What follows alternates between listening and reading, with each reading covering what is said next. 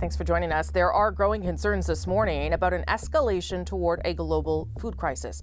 Russia has now pulled out of a UN-brokered grain deal after claims of a drone strike on its fleet in Crimea. This means that grain shipments out of Ukraine from its key Black Sea ports are suspended yet again. U.S. Secretary of State Antony Blinken has accused Moscow of weaponizing food.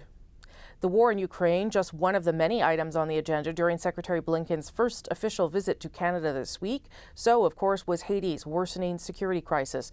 I spoke with the Foreign Affairs Minister Mélanie Joly just after her meetings with her U.S. counterpart, starting on the issue around Canada's response to Haiti. Minister Joly, nice to see you. Nice to see you, Rosie. I want to start with Haiti, if I can. You have announced that Canada is conducting an assessment mission in Haiti. What kinds of options are on the table once that assessment mission is over? Well, first and foremost, we know the situation in Haiti is catastrophic. So there's no clean water, there's no gas for generators to be able to operate hospitals. And right now, there's a very important cholera outbreak. So the UN has called out for help. The country, Haiti, the Prime Minister has called out for help as well. And so Canada is one of the best friends to Haiti. So obviously we're in solution mode. That's why, like you said, we sent an assessment mission, and many options are on the table, but we need to get the evaluation and the recommendations first. Is one of those options, though, that Canadian troops could be there in some capacity?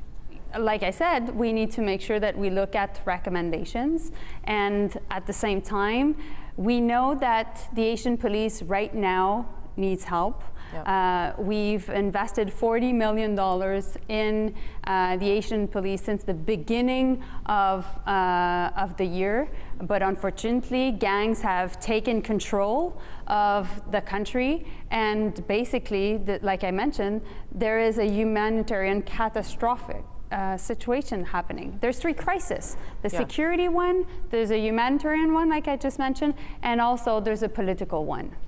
It has been, I think, about 2 weeks since this country sent some armored vehicles to Haiti to try and unblock the ports, to try and help the police with, as you say, indeed, the gangs. Do we know if they have been used yet, and why they have not been successful in unblocking those ports and getting rid of those gangs? Well, I think, the situation, like I said, is difficult because since 2019, there's no multinational force in Haiti. And since then, there's been the COVID pandemic, there's been another earthquake, and ultimately, there's been also an issue with just overall political turmoil because the former president was assassinated. So based on that, obviously, the country is in a very, very difficult place. And I think we have a duty to respond to the Haitian people. But at the same time, they have also a responsibility to find solutions because we will only be there to support solutions by and for Haitians. And so Canada, like I mentioned, in the past has been involved in UN missions.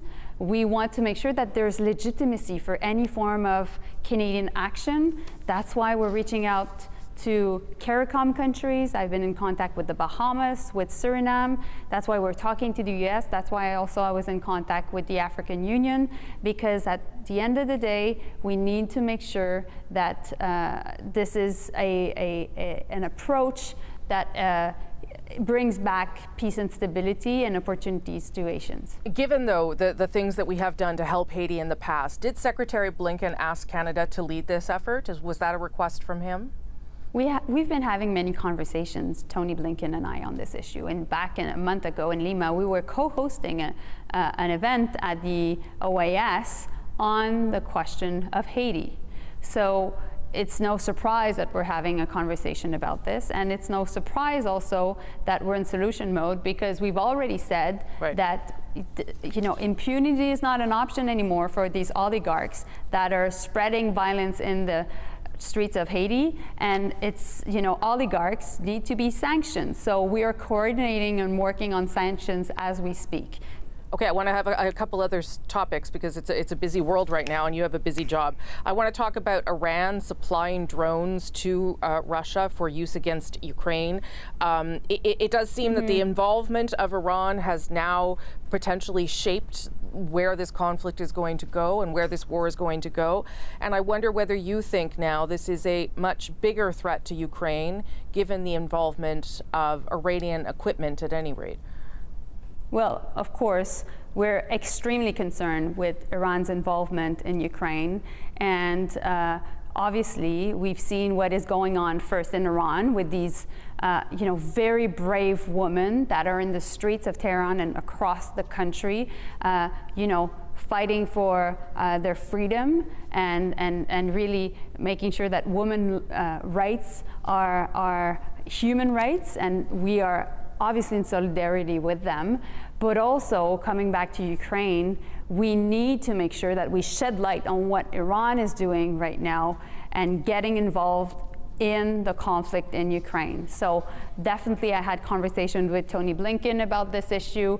We will raise and shed light on this issue also at the upcoming G7 that is happening next week in Germany, because it's not true that Iran won't be held accountable for their actions. We need to make sure that they are. Well, speaking of being held accountable, the government has not listed the IRGC as a terrorist entity, but has identified or is trying to identify a list of people who should not be allowed into Canada. Do you know where that process stands? Have we started the list? Have we finished the list? Where are we with that process, Minister? So first and foremost, Rosie, we've banned IRGC officials from the country.